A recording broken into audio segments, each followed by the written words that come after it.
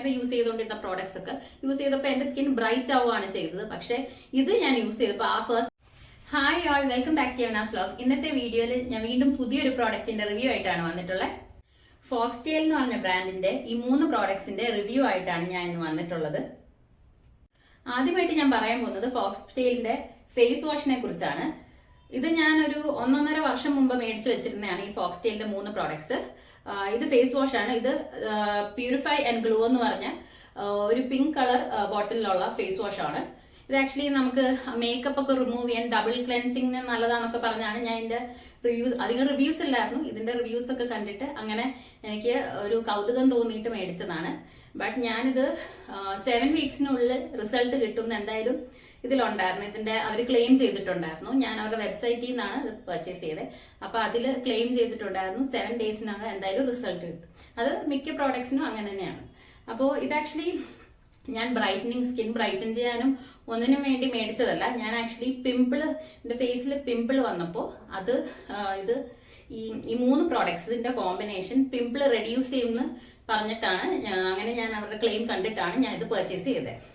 അപ്പോൾ ഞാൻ ഒരു 7 ഡേയ്സ് ഈ 3 പ്രോഡക്ട്സ് എന്ന് വെച്ചാൽ ഈ ഫേസ് വാഷ്, പിന്നെ ഈ സിറം, പിന്നെ ഈ മോയ്സ്ചറൈസർ, ഇത് 3ഉം കൂടെ ഒരുമിച്ച് ഞാൻ ആക്ച്വലി മോർണിംഗ് സ്കിൻ കെയറിനും നൈറ്റ് സ്കിൻ കെയറിനും ഞാൻ യൂസ് ചെയ്തിട്ടുണ്ടായിരുന്നു. അപ്പൊ ഞാൻ ഈ 3 പ്രോഡക്ട്സ് ഞാൻ 7 ഡേയ്സ് യൂസ് ചെയ്തിട്ട് എനിക്ക് വന്ന റിസൾട്ട് എന്താന്ന് വെച്ചാൽ എന്റെ സ്കിൻ ഒന്നുകൂടെ ഡാർക്ക് ആയതേ ഉള്ളൂ. സാധാരണ ഈ പ്രോഡക്ട്സ് ഒക്കെ യൂസ് ചെയ്യുമ്പോൾ സാധാരണ ഞാൻ നേരത്തെ യൂസ് ചെയ്തുകൊണ്ടിരുന്ന പ്രോഡക്ട്സ് ഒക്കെ യൂസ് ചെയ്തപ്പോൾ എന്റെ സ്കിൻ ബ്രൈറ്റ് ആവുകയാണ് ചെയ്തത്. പക്ഷെ ഇത് ഞാൻ യൂസ് ചെയ്തപ്പോൾ ആ ഫസ്റ്റ് ടൈമാണ് എനിക്ക് ഒരു പ്രോഡക്റ്റ് യൂസ് ചെയ്തിട്ട് എന്റെ സ്കിൻ ഒന്നുകൂടെ ഡാർക്ക് ആയത്.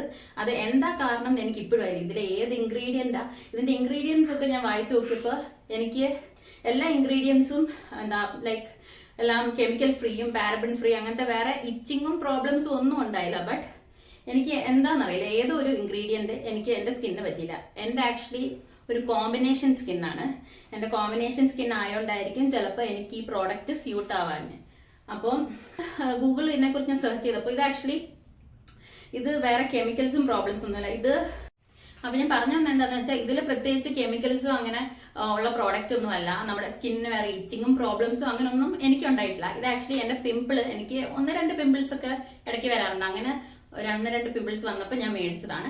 ഇത് എനിക്ക് യൂസ് ചെയ്തപ്പോൾ ആക്ച്വലി എന്റെ സ്കിൻ ഡാർക്കൻ ആവാ ചെയ്തത്. എന്റെ കോമ്പിനേഷൻ സ്കിൻ ആയതുകൊണ്ടായിരിക്കും എനിക്കിത് സ്യൂട്ട് ചെയ്യാൻ. ബട്ട് ഇത് ബാക്കിയുള്ള സ്കിൻ ടൈപ്സ് എനിക്ക് തോന്നുന്നത് ഇത് കൂടുതൽ സ്യൂട്ട് ചെയ്യുന്നത് ഓയിലി സ്കിൻ ഉള്ളവർക്കാണ്. ഇത് ആക്ച്വലി നമ്മുടെ ഓയിൽ കുറയ്ക്കാൻ വേണ്ടിയുള്ള, ഞാൻ ഇതിന്റെ ഇൻഗ്രീഡിയൻസ് വായിച്ചപ്പോൾ ഓയിൽ റെഡ്യൂസ് ചെയ്യാനുള്ള ഇൻഗ്രീഡിയൻസ് ആണ് ഇതിൽ കൂടുതലുള്ളത്. അപ്പൊ ഓയിലി സ്കിൻ ഉള്ളവർക്കാണ് ഇത് ബെസ്റ്റ്. ഈ പ്രോഡക്ട്സ് ഫോക്സ്ടെയിലിന്റെ ഈ പ്രോഡക്ട്സ് എന്റെ കയ്യിലുള്ള 3 പ്രോഡക്ട്സ് സ്യൂട്ട് ചെയ്യുന്നത്.